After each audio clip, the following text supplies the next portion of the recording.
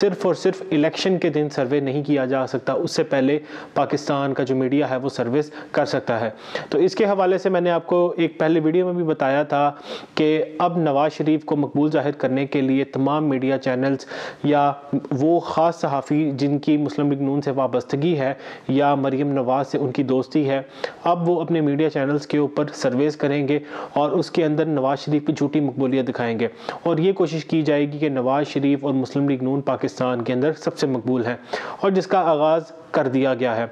सबसे पहले गरीदा फ़ारूकी जो कि मुस्लिम लीग नून की खासी फेवर करती हैं और इमरान खान और तहरीक इंसाफ के ख़िलाफ़ बात करती हैं, उनकी जानिब से सर्विस का आगाज़ कर दिया गया है। कहने को तो वो सहाफ़ी हैं लेकिन उनकी हरकत इसी तरह की हैं कि कोई भी न्यूट्रल बंदा ये देख कर कह सकता है कि यकीनन किसी न किसी जमात की तर्जमान है। तो बहरहाल उनकी जानिब से सर्विस का आगाज़ किया गया। तो गरीदा फ़ारूकी की जानिब से पिंडी का हल्का NA 54 और लाहौर का हल्का NA 130 जहाँ पर नवाज़ शरीफ यास्मीन राशिद के मद्दे मुकाबिल होंगे, वीडियोस सामने मौजूद हैं। मैंने आपको पहले भी ये बताया था कि अब मुस्लिम लीग नून अपना जाली बयानिया और जाली मकबूलियत सामने लाने के लिए इस तरीके के हथकंडे इस्तेमाल करेगी, क्योंकि कोशिश ये की गई थी कि नवाज़ शरीफ को किसी ना किसी तरीके से अवाम में मकबूल किया जाए, मगर अवाम ने इसको किसी भी किस्म की मकबूलियत देने से इनकार कर दिया है। तमाम सर्वेस जो कि न्यूट्रल सर्वेस किए गए या उन लोगों की जानिब से किए गए जो जाने माने सहाफ़ी हैं, उनका नतीजा यही निकला कि पाकिस्तान तहरीक इंसाफ पूरे मुल्क के अंदर सबसे मकबूल तरीन जमात है। हबीब अकरम जो कि पूरे पाकिस्तान के अंदर सर्विस करते रहे हैं और 2018 के इंतखाबात के अंदर भी उन्होंने जितने भी सर्विस किए नताइज उनसे मिलते जुलते ही आए। अब हबीब अकरम ने जितने भी सर्विस किए उन तमाम हलकों के अंदर तहरीक इंसाफ वहाँ की सबसे मकबूल तरीन जमात बनकर सामने आई। कोई भी हलका हो जहाँ पर मुस्लिम लीग नून 2018 के अंदर कामयाब हुई थी, अब वहाँ पर तहरीक इंसाफ भारी लीड के साथ पहले नंबर पर है। अगर हम खैबर पख्तूनख्वा की बात करें तो खैबर पख्तूनख्वा के अंदर वो हलके जहाँ पर मुस्लिम लीग नून जीती थी, यानी कुछ एक दो नशिस्तें ऐसी थी जहाँ पर मुस्लिम लीग नून कामयाब हुई थी, उन हलकों के अंदर भी तहरीक इंसाफ बहुत बड़ी लीड के साथ पहले नंबर पर है। तो अब न्यूट्रल सर्विस करने वाले तो सर्विस कर कर बैठ चुके, मगर अब गरीदा फ़ारूकी या और मज़ीद सहाफ़ी जो कि अब सर्विस करने के लिए निकलेंगे, वो भी यकीनन आने वाले वक्त के अंदर बेनकाब होंगे। अगर वो बेनकाब ना भी हुए, लेकिन एक चीज़ तो वाज़ेह हो चुकी है कि ये लोग सर्विस इसी तरीके से करेंगे। तो बहरहाल गरीदा फ़ारूकी रंगे हाथों पकड़ी गई हैं, क्योंकि उन्होंने जिस तरीके से नवाज़ शरीफ की मकबूलियत दिखाने की कोशिश की उसके अंदर वो मुकम्मल तौर पर नाकाम हो चुकी हैं। तमाम वीडियोज़ तमाम तस्वीर मौजूद हैं। अगर हम पिंडी की बात करें तो पिंडी के अंदर भी उन लोगों से बात की गई जो कि मुस्लिम लीग नून के ओहदेदारान थे, उनको वहाँ पर पहले खड़ा किया गया और गरीदा फ़ारूकी ने उनसे जाकर वहाँ पर सवालात किए। अगर हम लाहौर के हवाले से बात करें, यानी हल्का NA 130 के हवाले से, उसके अंदर भी सर्वे किया जा रहा था, मगर एक दूर बैठे शख्स ने वीडियो बनाई और उसने वहाँ पर कसम खाई कि गरीदा फ़ारूकी वहाँ पर लोगों को ये कह रही हैं कि आपने यही कहना है कि मैं मुस्लिम लीग नून को वोट करूंगा। तो पाकिस्तान के अंदर मामला किस तरह जा रहे हैं और किस तरफ जा रहे हैं, ये सब कुछ आप अपनी आंखों से देख रहे हैं। तमाम सर्वेस, तमाम न्यूट्रल सर्वेस हों, उसके अंदर सिर्फ़ और सिर्फ एक पैगाम है कि तहरीक इंसाफ और इमरान खान पाकिस्तान के अंदर सबसे मकबूल हैं। अगर हम उमर डार के हवाले से बात करें, उमर डार को लाहौर से गिरफ़्तार किया गया, यानी उनको अगवा किया गया। अब जिस तरीके से उस्मान डार, उनकी वालदा और उमर डार की बेटी जिस तरीके से हाई कोर्ट के अंदर पहुंचे और जिस तरीके से उन्होंने उमर डार के हवाले से बात की और जिस तरीके से तहरीक इंसाफ ने उनके हवाले से आवाज़ उठाई, पुलिस के ऊपर प्रेशर आया और अब पुलिस ने उनको बाजियाब करवाया है और उमर डार भी मंजर आम पर आ गए हैं।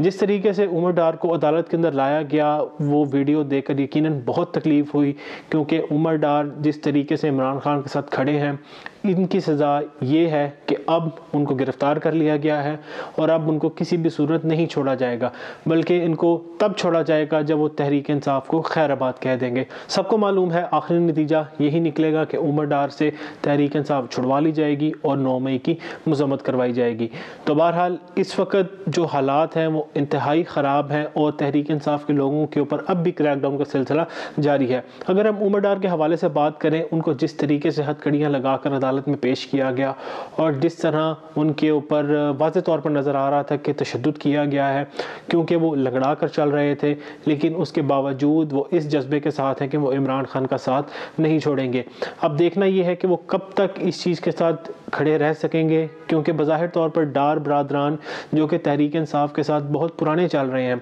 2013 में भी इंतखाब लड़ा, 2018 में भी इंतखाब लड़ा और 2023 के अंदर जिस तरह उन्होंने इमरान खान के साथ खड़े होने की कीमत अदा की, वो सब कुछ आपने अपनी आंखों से देखा। डार बरादरान के घर के ऊपर छापा मारा गया, उनको गिरफ्तार करने के लिए उनका घर तोड़ा गया, उनके घर की जो ख़वातीन हैं उनकी इज़्ज़त को पामाल करने की कोशिश की गई, डार बरादरान की वालदा के साथ जिस तरीके का सलूक किया गया वो भी आप सब ने अपनी आंखों से देखा। उसके बाद उस्मान डार को गिरफ्तार कर लिया गया, उनसे किसी ना किसी तरीके से पार्टी छुड़ा ली गई। उस्मान डार ने बाद में ट्वीट में कहा कि सबको मालूम है कि मुझसे पार्टी किस तरीके से छुड़ाई गई है। खैर, अब तो वो सियासत छोड़ चुके हैं, लेकिन अब उनकी वालदा ने इलेक्शन लड़ने का ऐलान किया है और उम्मीद यही है कि तहरीक इंसाफ उनको टिकट दे देगा और ख्वाजा आसिफ के लिए मज़ीद मुश्किलात पैदा हो जाएंगी, क्योंकि 2018 में भी ख्वाजा आसिफ इस चीज़ का एतराफ़ कर चुके हैं कि उनको कामयाबी इसी सूरत में मिली थी कि उन्होंने जनरल बाजवा को कॉल की और उनको कहा कि देख लें इंतखाबात में क्या हो रहा है, जिसके बाद अगले दिन ख्वाजा आसिफ सियालकोट से इंतखाब जीत गए थे, जबकि तमाम टीवी चैनल ये रिपोर्ट कर चुके थे कि उस्मान डार उस हल्के से जीत चुके हैं। तो बहरहाल इस वक्त मुस्लिम लीग नून को बिल्कुल खाली मैदान देने की कोशिश की गई थी, मगर जिस तरीके से इलेक्शन ट्राइब्यूनल हों या हाई कोर्ट्स हों, उन्होंने जिस तरीके से तहरीक इंसाफ के लोगों के कागजात नामजदगी मंजूर किए, यकीनन एक ये तारीखी इक़दाम है, क्योंकि बज़ाहिर तौर पर नज़र यही आ रहा था कि शायद तहरीक इंसाफ का कोई भी उम्मीदवार मैदान में नज़र नहीं आएगा। अब भी तहरीक इंसाफ के बहुत से लोगों के कागजात नामजदगी मुस्तरद तो हुए, लेकिन अक्सरियत ने कागजात नामजदगी जमा करवाए और उनके कागजात नामजदगी मंजूर हो गए। अब देखना यह है कि इलेक्शन वाले दिन किस तरीके से तहरीक इंसाफ को इलेक्शन से बाहर करने की कोशिश की जाती है या धांधली करने की कोशिश की जाती है, क्योंकि अगर फ्री एंड फेयर इलेक्शंस हो गए तो इस चीज़ का मतलब है कि तहरीक इंसाफ इक़्तिदार में आ जाएगी, लेकिन यही मंजूर नहीं और कोशिश यही की जाएगी कि फरवरी यानी 8 फरवरी को तहरीक इंसाफ को किसी भी सूरत इंतखाब ना जीतने दिया जाए। अगर हम उमर डार के हवाले से बात करें तो उमर डार जिस तरीके से उनको अदालत में पेश किया गया और जिस तरह का उनके साथ सलूक किया गया और जिस तरह उनकी हालत नज़र आ रही थी, यकीनन डार बरादरान को सलाम पेश करना पड़ेगा और उन तमाम लोगों को जो अब भी जेलों के अंदर मौजूद हैं और इमरान खान का साथ छोड़ने के लिए तैयार नहीं है। इसके साथ साथ बहुत सी ख़वातीन हैं जो अब भी इमरान खान के साथ खड़ी हैं, सनम जावेद, तैयबा राजा, आलिया हमज़ा समेत बहुत सी ख़वातीन जो अब भी जेल के अंदर मौजूद हैं मगर इमरान खान का साथ छोड़ने के लिए तैयार नहीं है। अगर हम सनम जावेद की बात करें तो सनम जावेद ने मरीम नवाज़ के मुकाबले में कागजात नामजदगी जमा करवाए। सबसे पहले मरीम नवाज़ ने लाहौर के हल्का N 120 से कागजात जमा करवाए, सनम जावेद ने वहाँ से कागजात जमा करवाए, जिसके फौरी बाद मरीम नवाज़ ने अपने कागजात नामजदगी वापस लेते हुए हल्का NA 119 में कागजात जमा करवाए। लेकिन अब सुनने में ये आ रहा है कि सनम जावेद के तमाम हल्कों से कागजात नामजदगी मुस्तरद कर दिए गए हैं, क्योंकि ये चीज़ सबको मालूम है कि सनम जावेद इस वक्त मरीम नवाज़ से कहीं ज़्यादा मकबूल है। जिस तरीके से उनको गिरफ़्तार किया गया और जिस तरीके से उनको जेल में रखा गया है, वो सब कुछ पाकिस्तान की आवाम अपनी आंखों से देख रही है और ये चीज़ मानती है कि वो बेकसूर हैं। उनको 8 दफ़ा गिरफ़्तार किया गया और अब तक उनके ऊपर कोई मुकदमा वाज़ेह तौर पर नहीं बनाया जा सका जिसके अंदर उनकी गिरफ़्तारी बनती थी। अब तक तमाम केसेस बोगस हैं। ये सबको मालूम है कि 9 मई के दिन मामला किस तरीके से पेश आए थे, इमरान खान को क्यों उठाया गया था। बहरहाल वो लंबी कहानी है, उसको फिर कभी डिस्कस करेंगे, लेकिन इस वक्त तहरीक इंसाफ को हराना इंतहाई मुश्किल नज़र आ रहा है। आखिरी कोशिश ये की जाएगी कि तहरीक इंसाफ से बल्ले का निशान वापस ले लिया जाए, लेकिन आज पेशावर हाई कोर्ट की जानिब से 2 रुकनी बेंच ने इमरान खान और तहरीक इंसाफ को एक रिलीफ दिया और तहरीक इंसाफ को बल्ले का निशान वापस कर दिया। अब देखना यह है कि तहरीक इंसाफ को किस तरीके से रोका जाता है, क्योंकि तहरीक इंसाफ के बड़े रहनुमा जिसके अंदर इमरान खान, परवेज़ इलाही, शाह महमूद कुरैशी समेत बहुत से लोग जिनके कागजात नामजदगी मुस्तरद कर दिए गए हैं। अब देखना यह है कि इलेक्शन वाले दिन तहरीक इंसाफ को किस तरीके से हराया जाता है, क्योंकि बज़ाहिर तौर पर जिस तरीके का सलूक तहरीक इंसाफ के साथ किया गया उसको धांधली ही कहा जाएगा, क्योंकि जिस तरह तहरीक इंसाफ के लोगों को गिरफ्तार किया गया, क्रैकडाउन किया गया, उनके कागजात नामजदगी छीने गए, उसके बाद भी किसी भी सूरत कामयाबी हासिल नहीं हुई।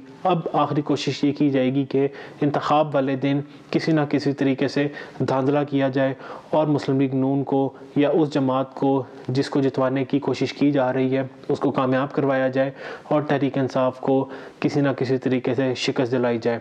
बहरहाल आखिरी पैगाम यही है कि अगर पाकिस्तान के अंदर इस्तेकाम चाहते हैं, फ्री एंड फेयर इलेक्शंस करवाएं, तमाम जमातों को इंतखाब लड़ने का मौका दिया जाए, और अगर पाकिस्तान की आवाम का भला चाहते हैं तो फ्री एंड फेयर इलेक्शन करवाएं ताकि जो अजाब पाकिस्तान की कौम के ऊपर आ चुका है उसको ख़त्म किया जा सके। चाहे वो किसी भी जमात को वोट दें, तहरीक इंसाफ को दें या किसी और जमात को,